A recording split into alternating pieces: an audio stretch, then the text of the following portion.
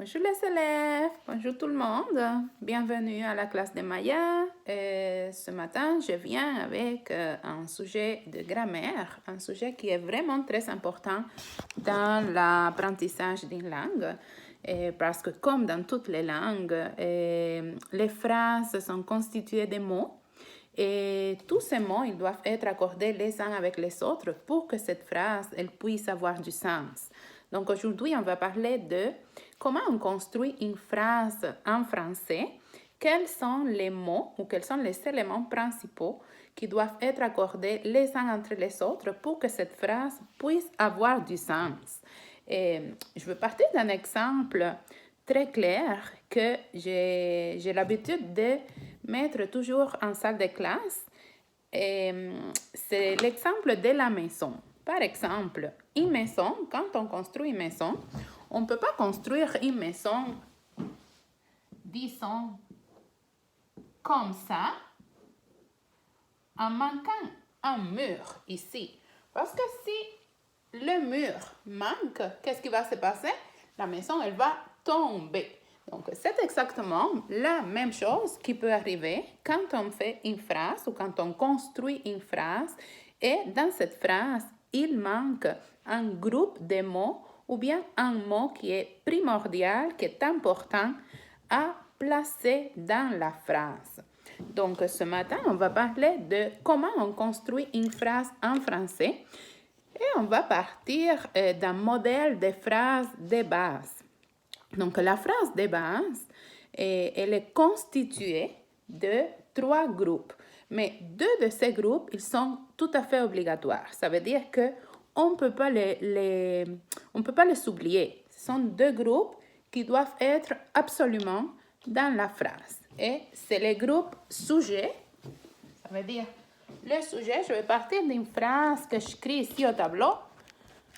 Donc, la phrase, c'est « Cet artiste a fait des gravures pendant plusieurs mois. » Ça, c'est ma phrase de base, le modèle de phrase de base. Donc, ce modèle de phrase de base, il est constitué d'un sujet.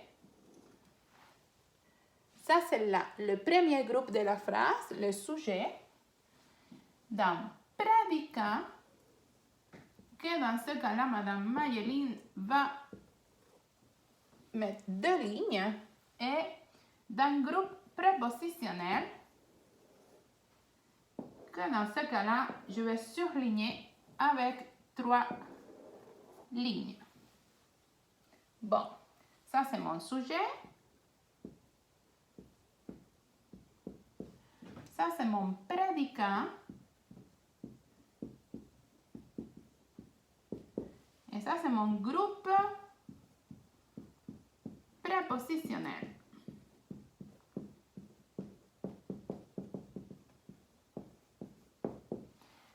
Et voilà, donc ma phrase de base, elle est assez bien construite, assez complète.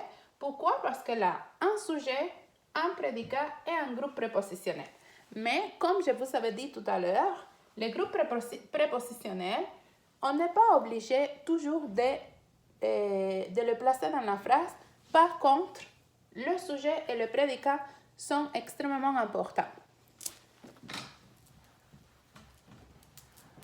Autre chose qui est vraiment importante et qu'on ne peut pas oublier, quand on écrit une phrase, la phrase elle doit commencer toujours par une lettre majuscule et se terminer par un point.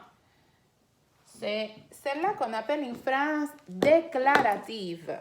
Pourquoi déclarative? Parce qu'elle fait une déclaration et c'est la phrase de base déclarative. Donc, cet artiste, ça c'est mon sujet. Pourquoi c'est mon sujet? Parce que c'est de qui on parle dans la phrase.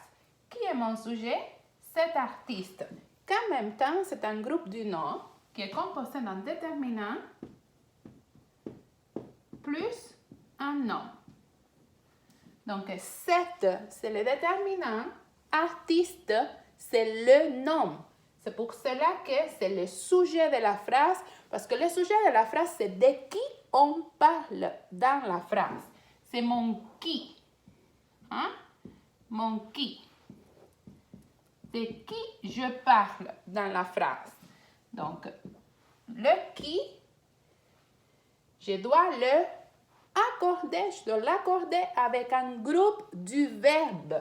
Donc, ça, c'est mon groupe du verbe, mon je vais. Ça, c'est mon GN.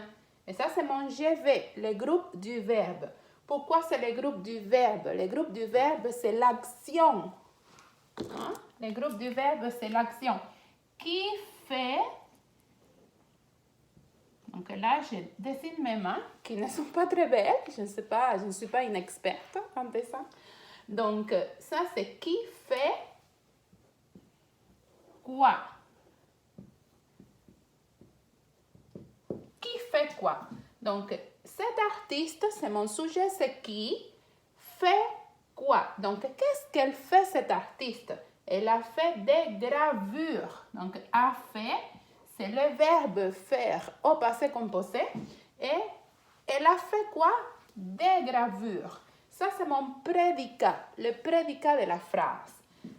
Ensuite, bon, moi, je peux laisser la phrase juste là, comme cet artiste a fait des gravures. Est-ce que ma phrase, elle a du sens? Oui, bien sûr, elle a du sens.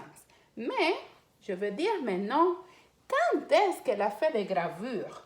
Donc, pour que je puisse allonger ma phrase et ma phrase soit un petit peu plus développée, donc je vais mettre un groupe prépositionnel. On appelle ça un groupe prépositionnel parce qu'il est introduit par un marqueur de temps. C'est pendant. Donc, pendant plusieurs mois. Ici, le mot pendant, c'est le marqueur de temps qui va déterminer quand est-ce que cet artiste a fait des gravures. Donc, elle a fait des gravures pendant plusieurs mois. Ça veut dire que pendant plusieurs mois, c'est mon groupe prépositionnel que moi, j'ai l'habitude de le surligner avec la couleur verte. Donc, dans ce cas-là, je vais l'encercler avec une couleur verte. Voilà. Donc, ça, c'est mon GP ou mon groupe prépositionnel. Donc, la phrase de base, elle est constituée de 3 groupes fondamentaux. Donc, c'est le groupe du nom ou mon sujet plus mon prédicat, que c'est mon groupe du verbe, plus mon groupe prépositionnel qui va être introduit par un marqueur du temps. Bon, j'espère que vous avez compris cette première leçon sur la construction de la phrase de base. Je vous invite à vous pratiquer, à construire des phrases avec la même structure qu'on a vue ce matin. Et n'hésitez pas à me les envoyer par la suite à mon adresse email, laclassedemaya@gmail.com. Je vous souhaite une bonne journée et j'espère que vous avez bien compris cette question et cette leçon. Si jamais vous avez des questions, n'hésitez pas à me contacter. Bonne journée!